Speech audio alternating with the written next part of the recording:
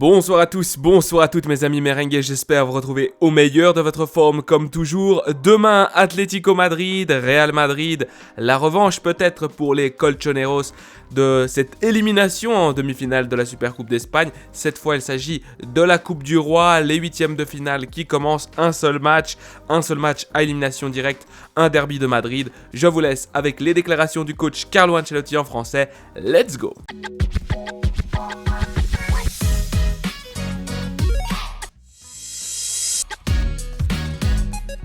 Question numéro 1, le Real Madrid sort d'une Supercoupe d'Espagne exigeante et satisfaisante. Comment voyez-vous l'équipe à la veille d'un nouveau match?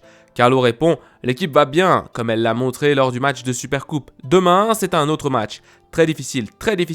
L'Atlético est un rival. Ils ont montré lors du match de Supercoupe que jusqu'en prolongation, le match était très équilibré. Demain, nous nous attendons à un match encore plus compliqué parce qu'ils jouent à domicile et habituellement à domicile, ils se débrouillent très bien. Question numéro 2, je voulais vous demander au sujet de Rodrigo. Nous avons vu qu'il était en marge du groupe.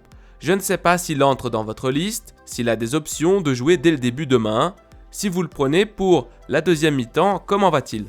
Carlo répond oui, Rodrigo avait besoin d'un jour supplémentaire à faible intensité. Demain, il ira bien. Toute l'équipe est dispo, à part Lucas Vázquez et évidemment les 3 joueurs qui ont la blessure du ligament croisé. Lucas Vázquez sera de retour vendredi. Rodrigo est également disponible pour jouer demain.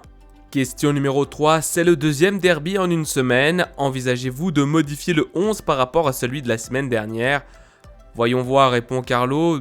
D'ailleurs, ce qui est sûr, je vais aligner la meilleure équipe possible, en tenant compte du voyage, de la fatigue de certains joueurs. Si l'équipe récupère bien, tout le monde sera disponible et je mettrai la meilleure équipe. Question numéro 4, je voudrais savoir ce que vous pensez du fait que l'Atlético de Madrid, comme cela s'est produit en 2022, ne fasse pas le pasillo demain pour avoir été champion de la Supercoupe. Je pense qu'il faut respecter les décisions, répond Carlo Ancelotti, de chaque club, de tous les clubs. S'ils ne le font pas, je pense que c'est parfait. Et s'ils le font, je pense que c'est parfait aussi. Je n'accorde pas beaucoup d'importance à cela. Question numéro 5, je voulais vous poser une question sur Rodrigo. Il a fait une démonstration en Supercoupe d'Espagne et maintenant, il est de retour ou il sera de retour au Metropolitano. Il ne l'a pas été depuis tout ce qui s'est passé dans ce derby que vous avez gagné, si je me souviens bien, 0-2. Je voulais savoir comment il allait et comment vous le voyez pour cette rencontre.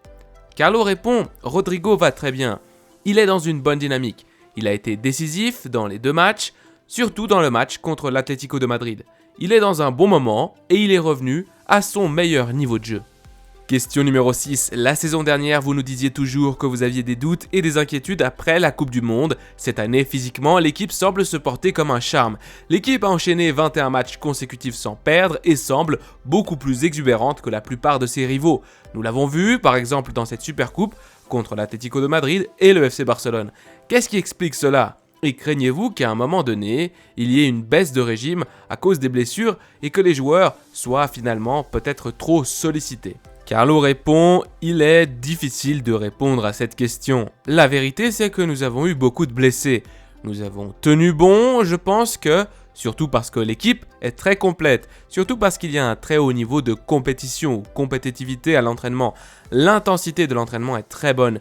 Cela nous permet d'avoir et de maintenir une bonne condition physique. Question numéro 7, je voulais vous poser une question sur Brahim. Quand il était à Milan, vous le regardiez jouer et je voulais vous demander, maintenant que vous l'avez comme joueur, qu'est-ce qui a attiré votre attention ou vous a surpris? Carlo répond, je pense que Brahim est revenu après 2 ans à Milan avec plus de connaissances tactiques et plus de jambes. C'est un joueur plus puissant qui se distingue dans les espaces restreints. Il est très important pour nous sur le plan défensif car il fait parfois un travail défensif très important et cela à n'importe quel poste. Parfois je le place à gauche et il s'en sort très bien, parfois je le place en tant qu'avant-centre et il s'en sort bien aussi. Brahim est donc un joueur complet qui nous aide beaucoup. Question numéro 8, il y a beaucoup de matchs où l'Atlético a poussé le Real Madrid dans ses derniers retranchements et finalement n'a pas gagné. Lisbonne, Milan, Jeddah, l'autre jour encore. Pensez-vous que cela génère un avantage psychologique dans votre équipe et une sorte de traumatisme chez le rival? Carlo répond, je ne pense pas. Je pense que chaque match est différent. Demain, c'est un match à élimination directe, ce n'est pas un match de championnat. Nous devons donc en tenir compte. nous n'avons pas seulement 90 minutes, 90 minutes, il peut y avoir des prolongations, des tirs au but, donc ce qui s'est passé lors des matchs précédents ne comptera pas demain. Question numéro 9. L'autre jour, Fede Valverde a déclaré qu'il avait plus de plaisir à jouer dans cette position de double pivot qu'il a dû occuper en raison des absences. Maintenant, avec le retour de Tchouaméni et Camavinga, le point de départ de Valverde sera un peu plus sur l'aile. C'est vrai que ce nouveau système lui avait permis de jouer plus à l'intérieur, mais je ne sais pas où vous voyez la meilleure version de Valverde, si c'est plus à l'intérieur ou à l'extérieur. Ensuite, si dans ce nouveau système, vous lui demandez également de marquer 10 buts parce que jusqu'à présent, il n'en a marqué qu'un, avez-vous également fait un pari avec lui cette saison? Carlo répond quant à Valverde, pour moi ce n'est pas très clair parce que je lui ai demandé où il préférait jouer et il m'a répondu, pour moi ça m'est complètement égal. Je ne me préoccupe pas non plus de savoir où il jouera exactement, l'important c'est qu'il puisse jouer parce que je pense que de par ce qu'il apporte, c'est un joueur indispensable pour nous. Question numéro 10 déjà, il s'agit d'une série de 3 derbys et nous allons nous attaquer au deuxième. Il semble que ce soit le plus intense pour vous car vous jouez chez l'Atlético, qui sort d'une défaite en Supercoupe.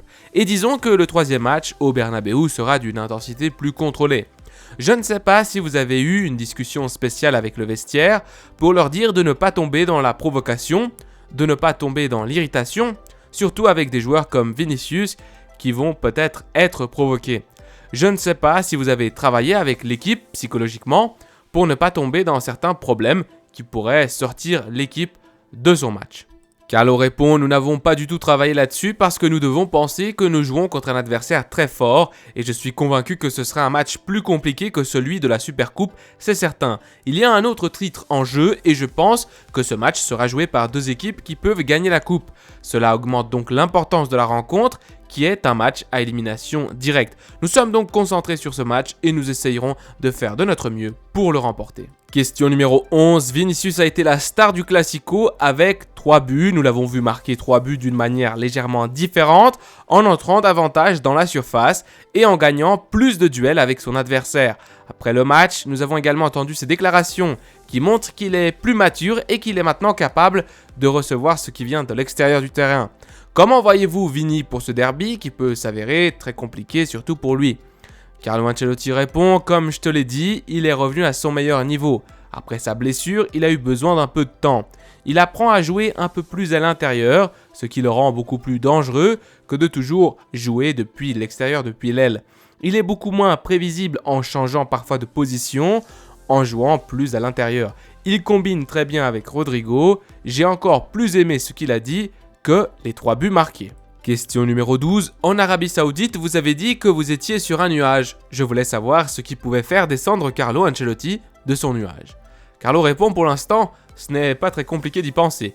Il suffit de ne pas gagner le derby demain. Question numéro 13. Vous avez mis Xavi Hernandez dans les cordes. Je ne sais pas si vous sentez que vous êtes le bourreau de Xavi Hernandez.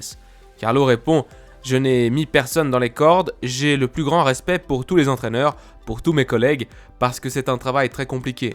Nous savons très bien que lorsque les choses ne vont pas bien dans une équipe, c'est l'entraîneur qui est responsable. Je souhaite à Xavi tout ce qu'il y a de mieux, qu'il réussisse. Comme je l'ai dit à plusieurs reprises, il a tous les outils pour bien faire son travail. Question numéro 14. Si l'Atlético de Madrid avait remporté la Supercoupe d'Espagne, auriez-vous été d'accord pour faire El Pasillo à l'Atleti? Carlo qui répond, comme je l'ai dit, chacun fait ce qu'il veut. Le Real Madrid fait les choses différemment. Je ne me mêle pas du tout de cela. Quand ce sera à notre tour de choisir, nous choisirons ce qui est le mieux pour nous. Question numéro 15. En 2014, votre Real Madrid a gagné 22 matchs d'affilée. Cette année, pas 22 mais 18 et 3 nuls lors des 21 derniers matchs. Récemment renouvelé, avec déjà un titre dans la poche, sur les 4 que vous avez à jouer, je ne sais pas si c'est votre meilleur moment, le plus complet en tant qu'entraîneur du Real Madrid, où vous vous sentez le plus épanoui, où il n'y a pas de doute à votre sujet et où l'équipe vous répond magnifiquement. Carlo répond, ce que j'aime, c'est l'ambiance que nous sommes capables d'avoir ici, dans ce club, dans ce vestiaire. Donc je pense que la réussite, c'est avant tout une ambiance sereine, c'est très important, un groupe motivé et un esprit d'équipe fort. C'est l'une des choses. Ensuite, faire un bon match, produire un bon football. Il ne faut pas oublier que l'équipe joue bien au foot, une équipe solide, une équipe qui a les idées claires. Ce sont donc 3 les éléments qui vont vous permettre de réussir une atmosphère de personnes, de footballeurs motivés, je le répète, un fort esprit d'équipe et troisièmement, du bon jeu. Je ne l'ai pas dit moi-même ou je ne le dis pas moi-même, Saki me l'a dit hier au téléphone. Question numéro 16, je voulais vous poser une question sur Carvajal. L'autre jour, vous avez dit que vous pensiez que Ferland Mendy était le meilleur latéral gauche du monde sur le plan défensif.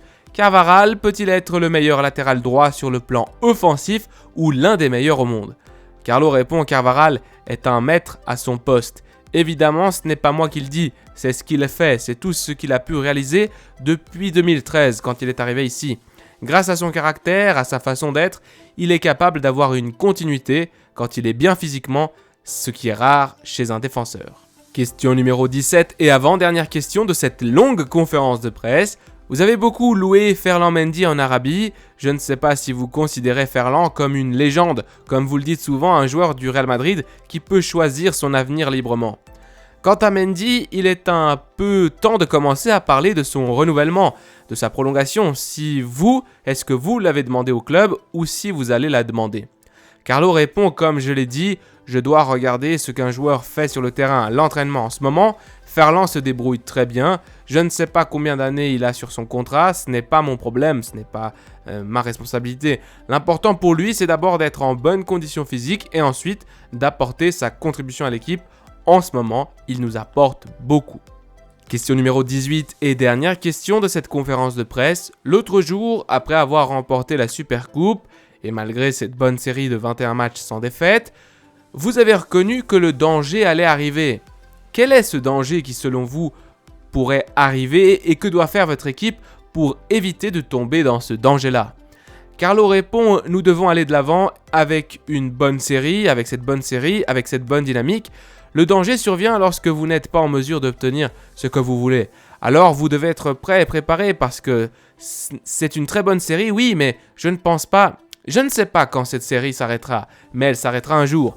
Nous ne pouvons pas gagner tous les matchs, ou presque, comme c'est le cas actuellement. Dès que cela s'arrêtera, nous devrons être prêts à sortir rapidement de cette période un peu plus difficile. Mes amis merengues, cette vidéo touche à sa fin. Comme d'habitude, j'aimerais vous remercier pour les pouces bleus, les commentaires, tout le soutien constant à cette chaîne et à ce projet. Demain donc, le Real Madrid qui se déplace, un autre derby face à l'Atlético à 21h30, en ce qui concernera donc le 8e de finale de la Copa del Rey, match à élimination directe, match unique. On espère qu'on va passer, on espère les rebattre encore une fois. Pour moi, c'est tout bon. À la Madrid, y nada más. Prenez soin de vous, des vôtres et de votre famille. Allez.